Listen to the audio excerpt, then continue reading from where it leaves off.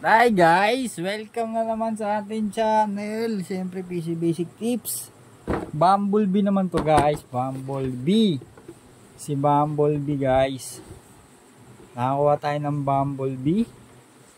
Siyempre nagta-transform yan. Checkin natin yung loob niya mamaya.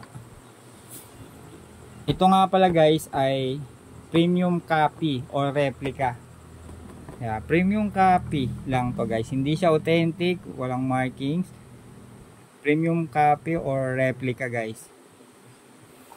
Sa akin kasi guys, pag premium copy, halos napaka 100% na nung kanyang pagkagawa. Ang gagaling gumagawa ng mga replica eh. O kaya premium copy kung tawagin. Ayokong tawagin bootleg. Although pare-parehas silang hindi authentic, yung bootleg kasi ang dating sa akin sobrang pangit eh. Ito kasi mga premium copy. Okay, hindi naman lahat din ng authentic kasi guys ay magaganda. May mga pangit din na authentic. Kaya ganun din sa mga peke o mga walang markings, may maganda, may pangit din. Okay guys, kaya ito premium copy, replica. Bakit ko nasabing premium copy? Siyempre, pusyan na natin, buksan na natin. Kung bakit ko nasabing premium copy to. Yan, sa loob, merong clamshell siyempre.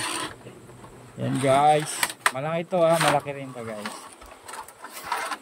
Siyempre, hindi mawawala yung kanyang manual guys. Kailangan natin manual. Lalo kung makakalimutin tayo. Baka hindi natin mabuong kotse yan. Manual para mabuo natin kotse kasi nagta-transform to guys ha. Okay, bukod doon wala nang kasama sa box. Yung box condition nya manipis lang dahil premium copy nga lang, replica. Tapos ito na yung ating Bumblebee guys. Kaya bakit ko nasabing premium copy guys, tingnan nyo naman.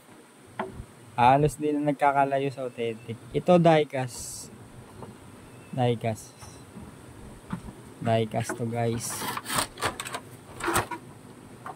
Siyempre, ito muna tayo sa accessories. Weapon.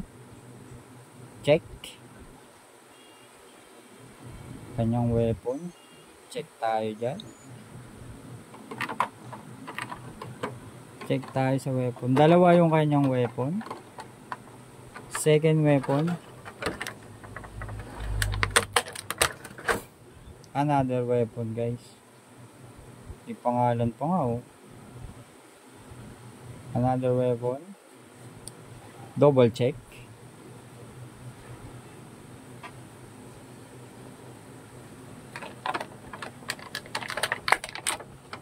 Okay, tapos syempre pupunta na tayo sa figure mismo guys.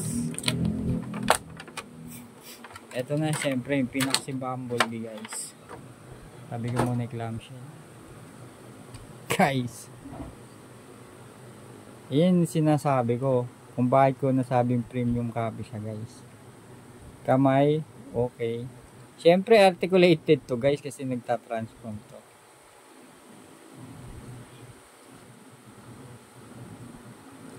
Kita nyo naman yung mata guys. Yung ulo. Okay, alam niyo na ba guys kung bakit nasabi kong premium copy o replica ng mga authentic? Tingnan niyo naman guys. Hindi na mapapagkamalang peke siya guys.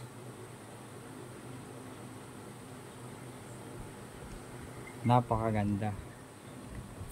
Okay, ikutan natin ang camera guys para mas okay.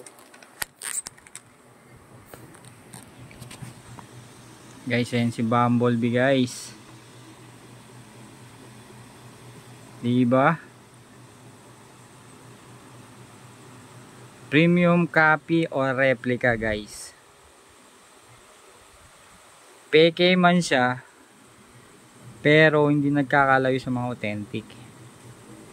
Pero, baka sabihin nila, syempre, mas maganda authentic. Totoo yun guys. Mas maganda authentic, kaso mas maganda price nila. Kumbaga, pinopoint natin dito, kung di ka maselang collector,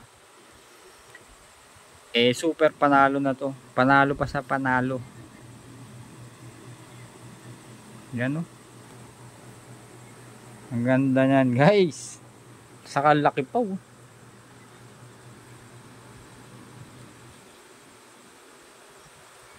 Okay. Sa itsura, hindi nagkakalayo sa authentic. Syempre, iba pa rin authentic. Solid pa rin yun.